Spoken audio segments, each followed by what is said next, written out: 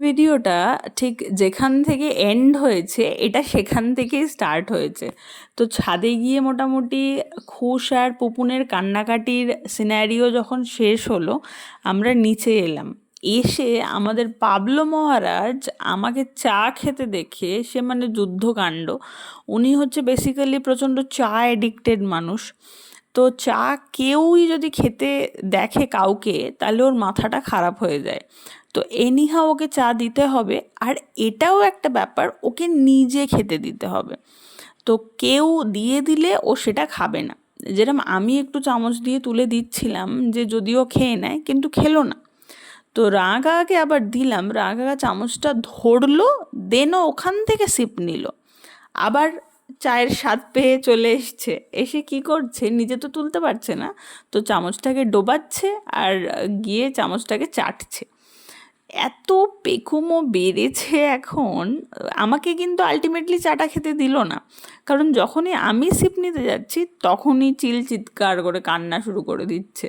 আর আমি বারণ করছি যে চামচটা না ডোবাতে বারবার করে, সেই জন্য হাতটাও ডুবিয়ে দিচ্ছে। এত বদমাইশ হয়েছে যে কন্ট্রোল করা যাচ্ছে না। দেন অবশেষে ওর মা বাবা এলো, গিফটস নিয়ে এসছিল। তো এই গাড়িটা নিয়ে এসছিল, যেটা দেখে ওর খুব অ্যাট্রাকটিভ লেগেছিল, কারণ এটাতে বিভিন্ন রকমের আলো জ্বলে।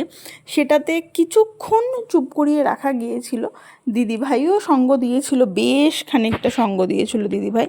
তো সেই জন্য একটুখানি ডিস্ট্র্যাক্ট করা গেছিলো, যে চায়ের থেকে সরিয়ে গাড়ির দিকে মন গিয়েছিল। কিন্তু ওই যে গাড়িটাও বেশিক্ষণের জন্য দেখানো যাবে না, এই ফোনটাও এনে দিয়েছিল, অনেকগুলো খেলনা এনে দিয়েছিল, যে একটার পর একটা দেখবে, কারণ একটা বেশিক্ষণ দিলে কী হবে, সেটা আর বেঁচে থাকবে না।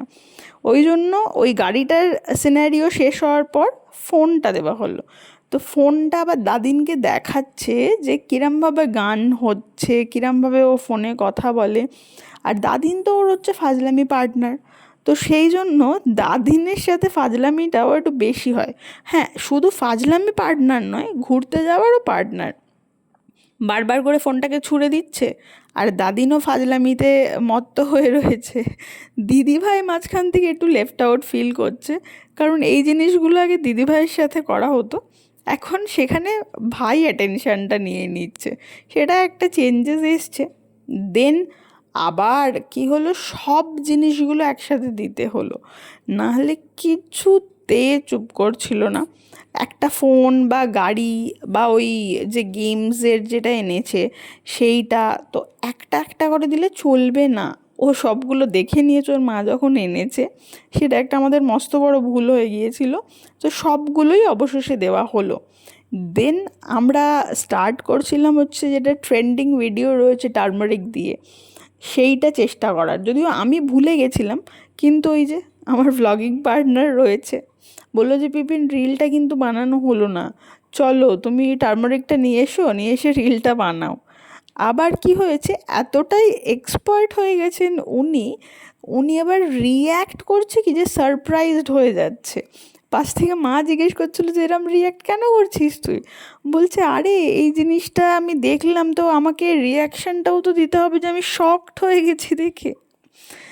দেন বৌমনি দাদাভাইরা মিয়ামরে থেকে নিয়ে এসেছিলো মিনি বার্গার আর চিকেন পাই। তো আমি আর পুপুন মোটামুটি ওটা দিয়ে ডিনার সারলাম। আমি কিছু খাইনি আর। তো এইটা দেখলে কে আর রুটি খাবে।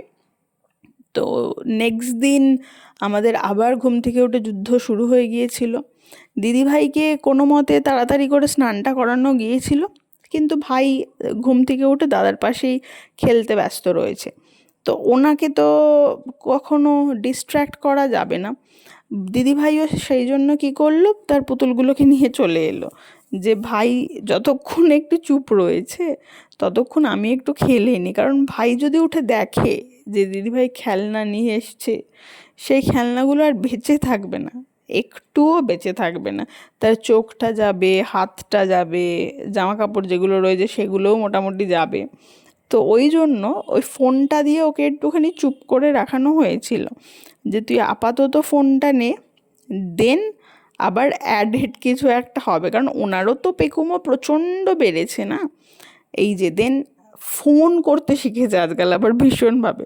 দাদাভাই ফোনটা খুঁজে পাচ্ছিল না, তো রিং করছিল, ও ফট করে ধরে হ্যালো হ্যালো করছে। তো খুব কিউট লাগছে যদিও। দেন ওর একটুখানি মোয়ে মোয়ে মোমেন্ট চলে এলো, বাবাকে দেখে খুব এক্সাইটেড হয়ে পড়েছে। যদিও বাবা অ্যাডিক্টেড, তো ওই জন্য একটু এক্সাইটমেন্টটা ভীষণই বেশি ছিল। বাবার কাছে গেল কোলে, কিন্তু যেটা হয়ে গেল, দিদিভাইয়ের কাছেও এলো যদিও তারপরে, যে দিদিভাইকে দেখি দিদিভাই কী করছে আর কি, যুদ্ধটা যদি হয়। তারপর ওর বাবা ওকে রেখে দিয়ে চলে গেল। নে কান্না, তারপরে ভীষণ কান্না। দেন সন্ধেবেলাতে 5 রাউন্ড ঘুরে আসার পর ওর মানে নজরটা গেল হচ্ছে খুশের দিকে। যদিও আমিও ট্রাই করছিলাম যে একটা যদি ফটো তোলা যায়, কিন্তু আলটিমেটলি তোলা যায়নি। আর ওর কোইন্সিডেন্টলি খুশকে একটুও ভয় করে না। ও চিৎকার করুক, যা ইচ্ছে করুক, কোনো ভয় ডর নেই। ও এই যে আঙুল দিয়ে দিয়ে ডাকছে, খুশ কিন্তু চুপচাপ দাঁড়িয়ে রয়েছে। ও বুঝতে পারছে যে এ ছোট, এর কাছে কোনো রিয়াকশান আমি দেবই না। যদিও পুপুনের ক্ষেত্রেও সেম জিনিসটাই ছিল, পুপুনি অত্যাচার করতো আর ও সহ্য করতো, পাবলোর ক্ষেত্রেও সেম।